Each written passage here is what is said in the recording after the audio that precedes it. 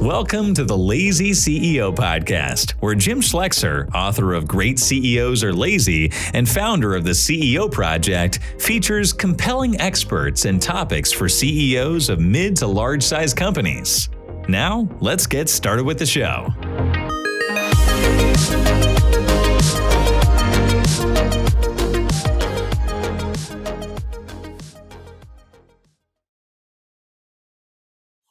Welcome, everybody, to another Lazy CEO podcast. My name is Jim Schleckser. I am your host, and I am the CEO of the CEO Project. Today with us, we have a guest who we actually had with us previously in the dark, horrible period of COVID. Karin Hurt joined us and talked about one of her new books, but she's back because we enjoyed her so much. We wanted to have her come back and talk again. Now in a period where you can actually go out and see humans and meet people and maybe do some of the things that she talks about. So Karin, welcome so much. Thank you for coming back. Thank you for having me. It's my pleasure to be here. What? Our pleasure to have you.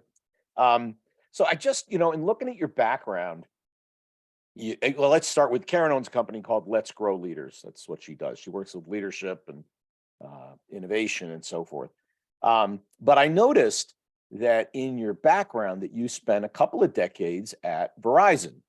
So my question is, did you learn at Verizon more how to or how not to do the things that you talk about today? Oh, wow. Yes. So it's interesting. So, and I'm starting to feel very old when I say, oh, well, I was at Verizon for 2 decades and now I've run Let's Grow Leaders for a decade, and Verizon wasn't my first job. So gosh, right. But I may have to change my intro. But at Verizon, if we cut ourselves open and compare rings, I think I got you. So don't worry about it. But it's interesting. I learned so many things from Verizon, and in Courageous Cultures, we talk about having the need for clarity, really clarity in your culture, clarity about where you're headed, clarity around setting clear expectations all the way through, and curiosity, showing up and being really curious and innovative. And it's landing in the end of both of those. I would say at Verizon, I learned all about the clarity thing. It is buttoned up, it is tight, direction. And I really learned a lot through experimentation of leading large teams in times of uncertainty. So I led a 2,200 person sales team. At the moment that AT&T, the iPhone gets released, AT&T gets exclusive rights to the iPhone, and I got this sales team that has nothing to sell, right? So, I learned about how do you keep people motivated during a time like that? How do you get results during a time like that? And knowing that not everything is uncertain, and how do you pivot and look for the bright spots and bring a large team along with you? What I also learned about what not to do. You can learn as much about leadership from following a bad boss as a good boss. Yeah, and although I had a lot of great bosses, but I also had some doozies. And when I really paid a lot of attention to what is the impact that negative toxic leadership is having, right? What is the impact on results? What is the impact on relationships? What is the impact on growing future leaders? And it only takes 1 or 2 to really experience. So I'd say, overall, fantastic experience, learned so much from so many mentors. And I also learned a little bit of what not to do too. Got it.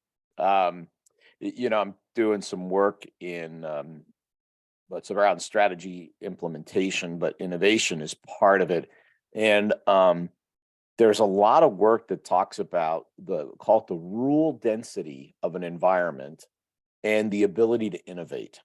Mm-hmm. So the idea here is high rule density environments are great for just getting things done, right? The same way all the time, because we gotta, 911 always has to work. Paychecks have to go out on Friday. And then if you want to innovate, you need a low rule density environment. So it's interesting to talk about innovation coming from what I would consider a very high rule density environment, right? So how did you do that? And I know you talk a lot about innovation, but talk us through sort of your model on innovation. Yeah, so we talk about that you need to start where you aren't if you're looking for innovation. So, you can have a high clarity, what you're calling rule density environment. And when you have that, it's more difficult for people to innovate. But if you've got people, everyone is innovating and they don't know what they're innovating towards, then you will lack the right kind of innovation. You may have a lot of ideas, but you may not have the kind of ideas that you can use. And so we talk about, you need to be very clear about two things: clear that you really want innovation, that you want people's ideas, and clear about where you're headed strategically so that people can get it.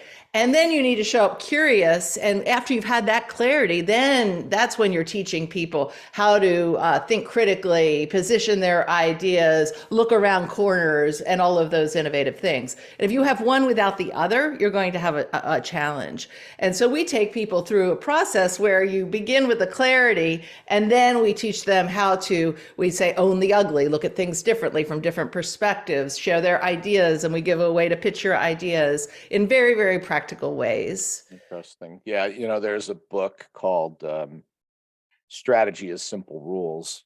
That's the Harvard Business School. The book is called Simple Rules, Something for a Complex Environment, by a guy named Donald Sull and his co-conspirator Karin Hurt, I think her name is. And they talk about this idea of creating sort of guidelines, directionality in the organization, and then letting innovation occur within the directionality. So you can't have unguided innovation like you talked about. This is a way to generate like enough rules to set the boundaries and the direction we're going in, so the innovation can be in the direction that's productive versus random. It's in every direction, right? So you just made me think of that. And we talk about hard lines, guidelines, and soft lines, and people need to know where those lines are. And there's some things, nobody's going to mess with your logo. Nobody's going to mess with your compliance, right? But there's within some of this, and we work with hospitals. We work with some organizations where, so Nestle is one of our big clients.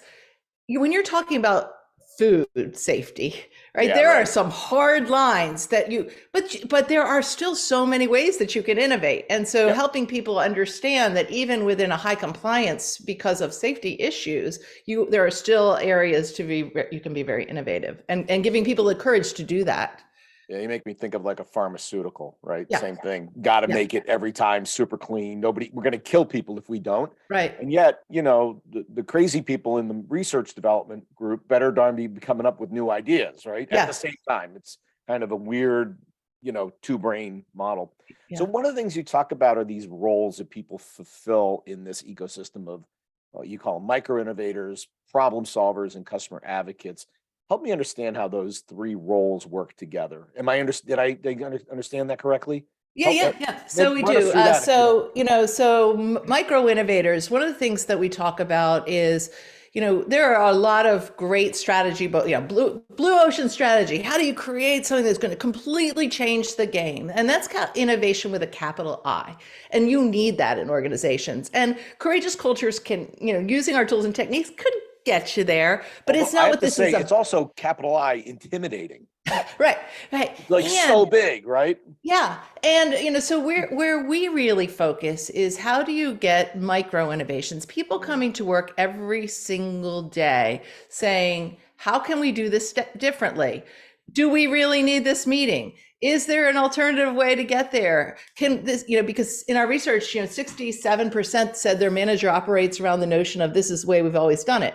Well, that's not encouraging micro innovation versus the leader who comes and asks a courageous question and said, what is one way we could change this process to be more impactful for our clients? Okay. So now you're encouraging, and you make it easy because you're just saying, well, one way about this one little thing. And then you respond with regard and say, thank you. And then you move to the next one. So that's, and then when we talk about customer advocates, That's, really empowering the people at the front line to not have so much, to your point, so many rules that they can't, and we all, right? Anytime you call a contact center, it's like, well, we can't, right? And instead to say, how do I advocate for the customer and their needs? And how can I innovate on behalf of the customer and make it safe for people to, and expected, our favorite definition of culture is from Seth Godin, people like us do things like this. Well, if I really want you to be a customer advocate, that's what people like us do. And if you're helping to amplify the voice of your customer, right? So, and then problem solvers, that's equipping people with really practical tools and techniques to solve problems. And there's just not a lot of training out there for problem solving. It's not one of the things that is typically taught. We'll find that when we're doing discovery for our leadership development programs, well, if you've done anything to help people to think critically, to solve problems on their own, there usually is like, yeah, we haven't done that yet, and there's a huge appetite for that. So, yeah. Interesting. There's another whole camp in this sort of innovation space. They call them weak signals. So it's funny how you identified, customer advocates and problem solvers. Those would be the kind of people that would pick up weak signals, like little things that aren't quite right. And then they talk about catalyzing. There's a guy named Mintzberg that talks about catalyzing them into something bigger, because that little weak signal, if we blow on the spark, we can turn into a fire maybe, because of like, Jesus, I got this one call with this one customer, and before you know it, well, geez, everybody's got this problem. Geez, if we could solve that problem, we could solve it for all these clients, and that little thing turns into a significant change, right? Yeah, absolutely. It's interesting because we are neck deep in our next research for our book, and we're calling it's the World Workplace Conflict and Collaboration Survey. And one of the things that we are finding there is so far, the research is not done, but as the data is coming in, there is an exact bell curve of people who are saying, hey, you know what, there is less conflict than we had before. And some saying on the other extreme, there is way more conflict than we've had before. And as we peel underneath that, this has so much to do with innovation, because the people who are saying there's less conflict, well, there's less conflict because I'm not around people very much. I'm not talking to people very much. I'm working from home in my own bubble. And if you have that happening, it's not really, there may be less conflict, negative, but you are not also having the good kind of conflict that where, hey, I have an idea and you have an idea, and let's really talk about what's going to be best for our customer in this scenario, and having those constructive conversations. Yeah, and I was going to go over to your, you talk about one of your other books about conflict. I remember I was doing an executive team thing, and we were talking about our acceptance of conflicts, right? Because that is part of your work, that people have a different acceptance of conflict. Yes. Some people, when the energy level goes up, go run into their bedroom. Right. Other people go, ooh, this is where the good stuff is. Right.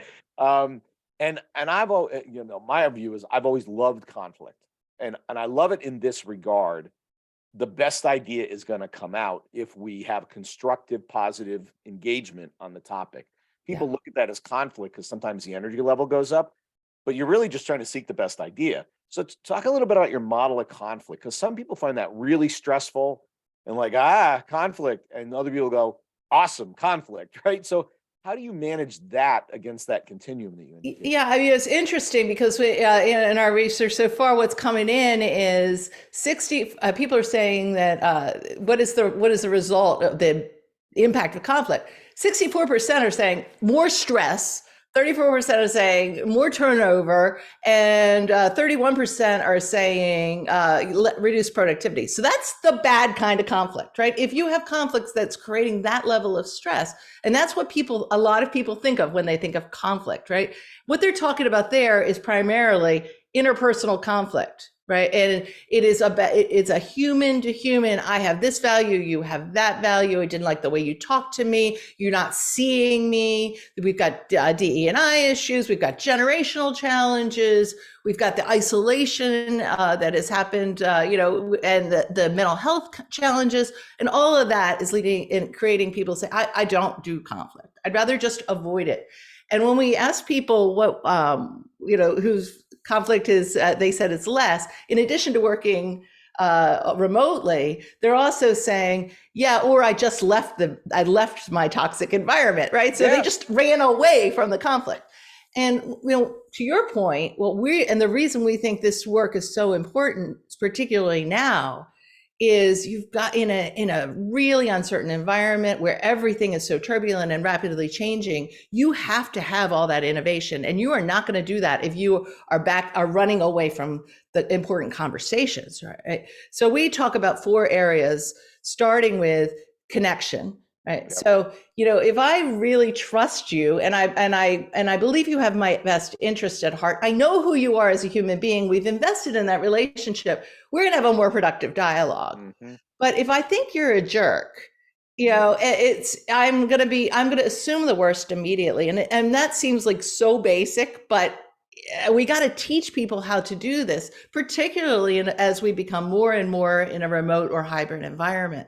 So, I was working with a very senior HR leader, and we were talking a little bit about this conflict stuff. And she said, it's so interesting. She said, I had one of those moments where I crafted this email and I hit send. And the moment I hit send, I went, oh, I shouldn't have said it that way.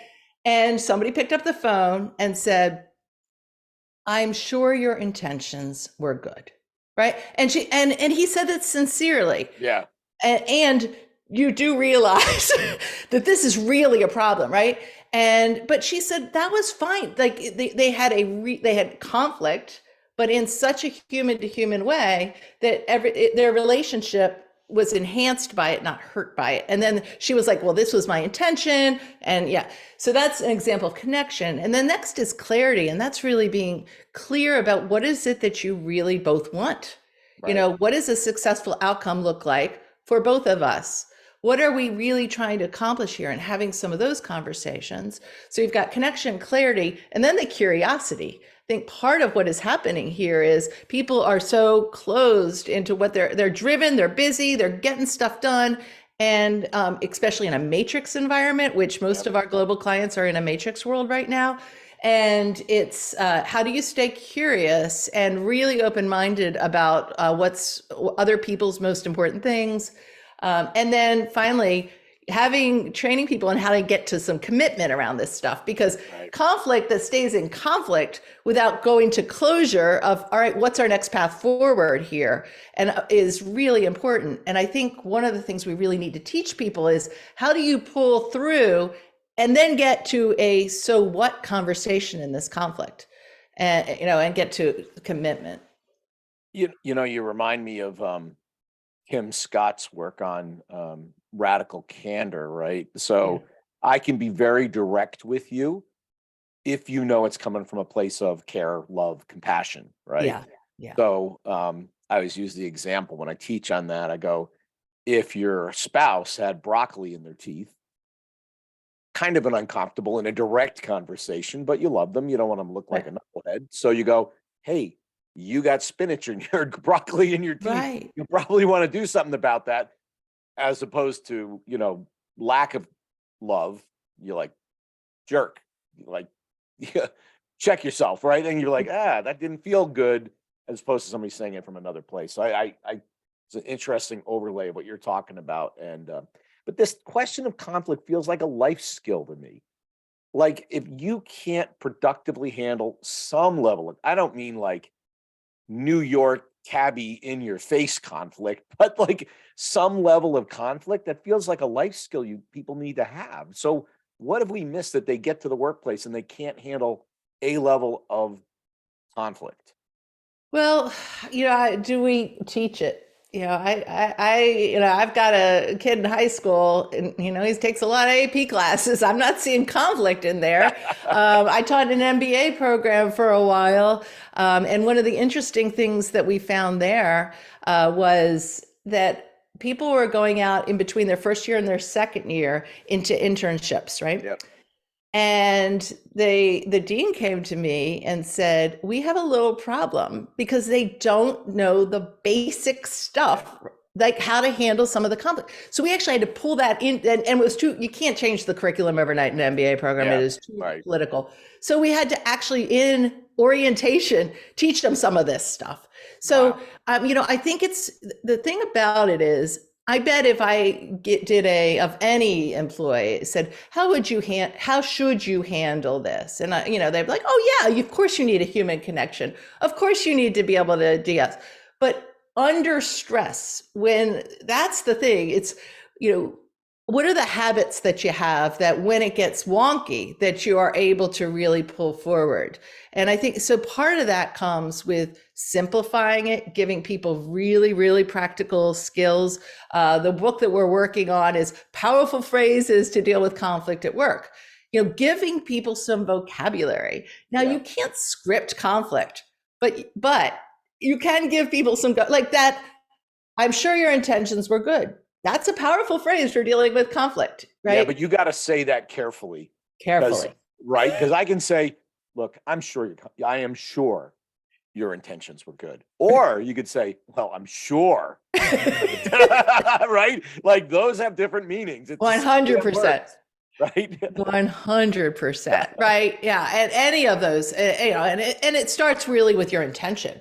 And, all those 4 C's aren't just around the phrases. Those are you really genuinely connected? And I teach this stuff. There are people in my life, right, that I'm like, I'm careful. I'm not sure they have my best interest at heart. Wow. Yeah. Yeah. One of the phrases that I like when you engage in any, whether it's individual or organizational conflict, and I'm in these meetings where they go, they're trying to screw us, they're trying to put us out, blah, blah, blah. They got all these horrible. The one phrase that I keep using is, do not attribute malicious intent when it can be explained in other ways. Oh. Yeah. It actually, the full phrase is, don't attribute malicious intent when it can be explained by incompetence, is the actual phrase, but I modify it. And the idea is, like, people go, they're out for me, or she doesn't like me, or he's trying to get me fired, or like, whoa, you're attributing malicious intent. Yeah. Are you sure? Could there be another explanation that would get you to the same place that absolutely has nothing? It is just business, or it was an accident, or they didn't know, or 100 other reasons that are not malicious, right? And it's really interesting because people go right to malicious intent so fast. So Jim, I like 100% agree with you on that. I always say people do not wake up in the morning, brush their teeth, and say, "How can I really, really derail Jim's podcast today?" Yeah. Right? And so, that I think that is important. Credit stealing is a really interesting one when you think about malicious intent. Yeah. So, there was in our Courageous Cultures research, 56% said they don't contribute ideas because they're afraid somebody is going to steal their credit. They're not going to get credit, right? There's not that much credit stealing going on. Mostly, right? Ideas are iterative. Somebody may not even realize that you said something in a meeting because they had 18 other things. David, Di, and I are husband and wife, business partners, write books together. We steal each other's ideas all the time, right? Sure. But it's not on purpose. I'm like, oh, I'm really hoping that I'm going to say this and I'm going to forget to attribute it to that. By the way, be the leader you want your boss to be. That's David Dye's phrase, even though I say it all the time. I love it. Yeah, well, and I think, you can hear something, it doesn't sink in. 3 days later, you're in the shower and you go, oh my gosh, because your little internal brain is working on it the whole time. And you're like, where'd I come up with that? I'm like, well, in the shower. Like, no, I heard Karin say it 3 days ago. Karen's going to remember. I won't remember. Right. Like my dad had a great saying. He said, praise. He's an engineer, so it's a little geeky, or was an engineer. He's passed. But Praise is infinitely divisible without diminution.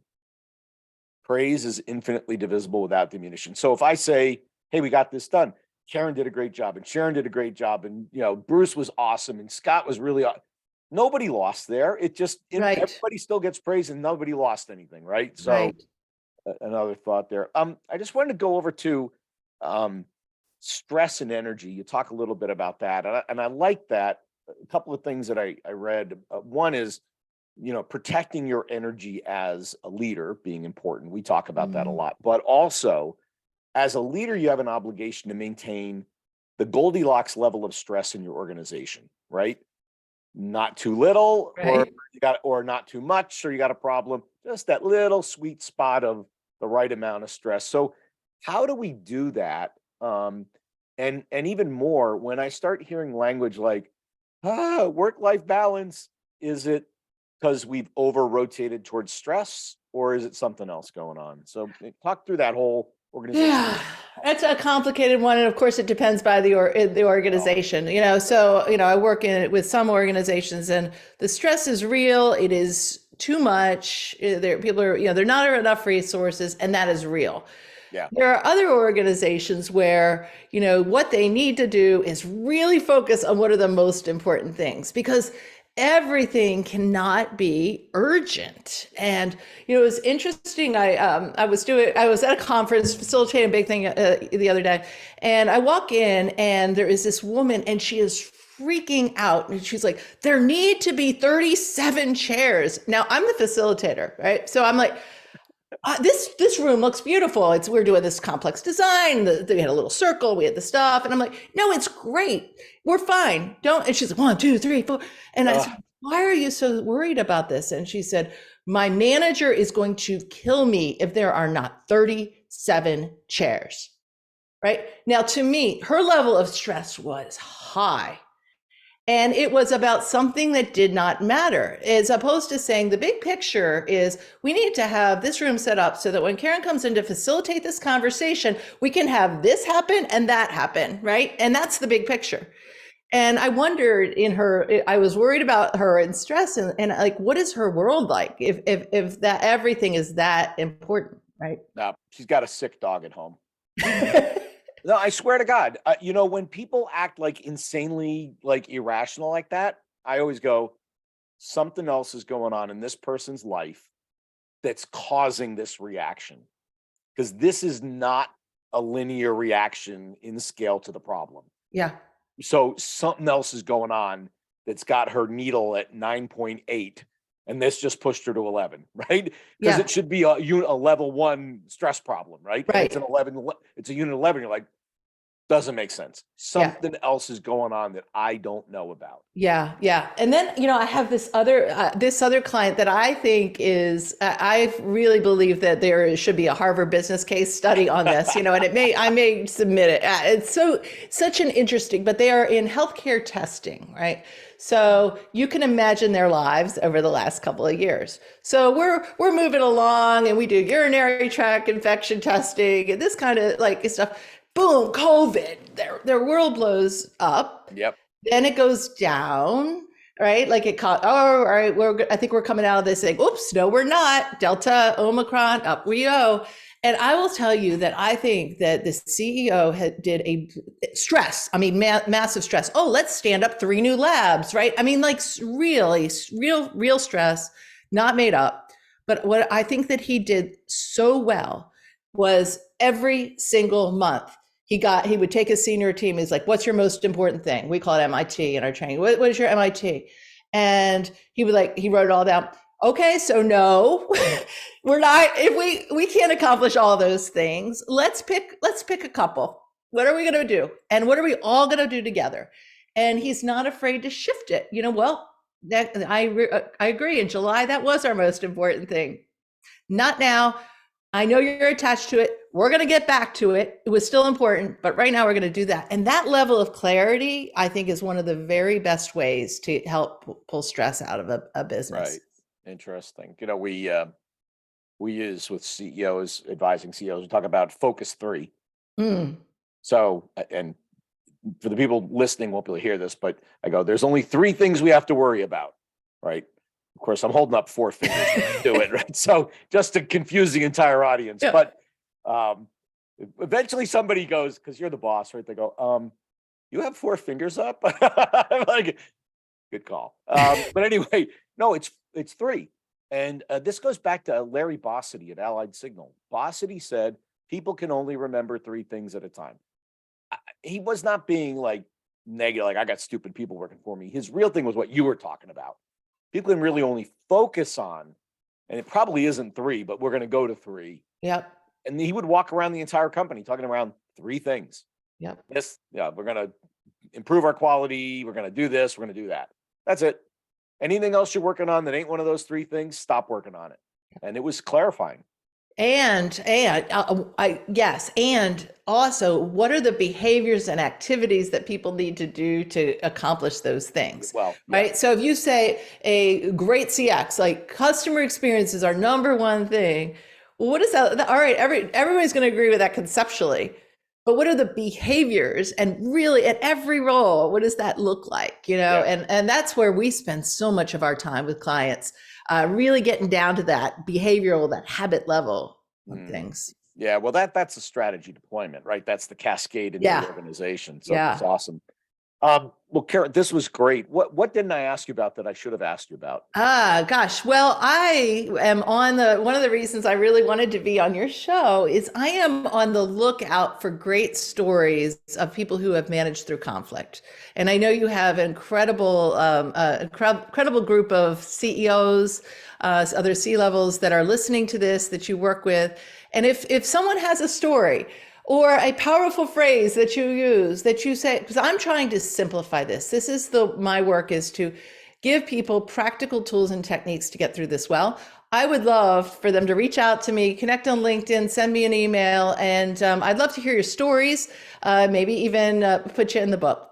Love it. So if somebody has a story of conflict or experienced positive or negative conflict or has a secret technique they want to share with Karin that can be shared with the world, I'm certain with attribution, how will they reach out to you to share that with you? Yeah, so my website is Let's Grow Leaders, and there's contact us form there. On LinkedIn, I'm Karin, Karin Hurt, or you can send me an email at karin.hurt@letsgrowleaders.com.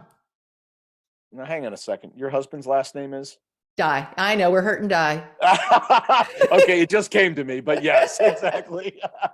That's like, it's painful working with these now. We're Hurt and Die and writing a book on conflict, right? I know, it's perfect. Perfect. Well, one last question. We usually end on a fun question. What's your favorite type of food? Oh gosh, seafood. I love seafood. Any kind of seafood. How about you, Jim? There's a good Maryland resident. I'm only allergic to one kind of food, which is bad food. I'll eat anything. I'm an omnivore. So yeah, Asian food, Italian food. I love it all. It's all good. So, nice. Awesome. Well, hey, Karin, thank you so much for joining us again.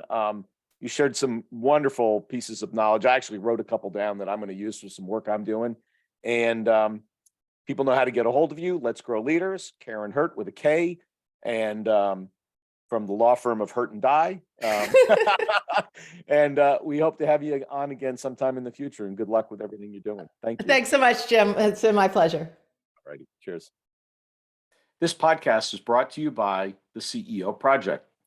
At the CEO Project, we work with CEOs to help them grow their business. And our members represent billions of dollars of revenue and profit. And frankly, amongst all of us, we've probably made every mistake in the book, including some you haven't made yet. So if you want to learn from the experience of a bunch of really seasoned CEOs, we're a great place to hang out. In this podcast, what you're going to hear are some of those ideas, concepts, and things that are just going to help you on your journey. If you want to find out more, reach out to us at theceoproject.com, or you can contact me personally at jim@theceoproject.com. Happy listening.